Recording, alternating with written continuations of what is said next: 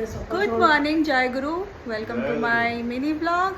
तो आज आम एमती सब कहीं पिंधिचु आते सकाल सकाल कहीं वीडियोटा ऑन करछि डैडी कहबे श्री श्री ठाकुर रामचंद्र 138तम जन्म दिवस आज देवघर रे आमर जोटा आश्रम सेठी महामहोत्सव रे खुशी उल्लास रे पालन कर समग्र भारत वर्षर से आश्रम देवघर जोटा झारखंड स्टेट रे पड़े विभिन्न प्रांतर देशरू देश विदेशरू आज लोक से रुंड होती ठाकुर 138तम जन्म दिवस पालन करायाउछि। आज घरे घरे आचार्य निर्देश क्रमे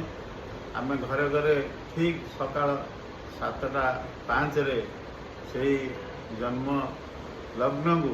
आम शंख हुलहुली ध्वनि रे घर को पूरा आम सुमंडित करें फूल चंदन दे ठाकुर पूजा कले भोग देले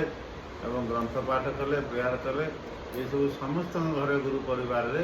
यहाँ आज पालन करा आज काम करवा से ठाकुर पाखे प्रार्थना सर्वे भवन्तु सुखिनः सर्वे सन्तु निरामया सर्वे भद्राणि पश्यन्तु मा कश्चित् दुःखा भवे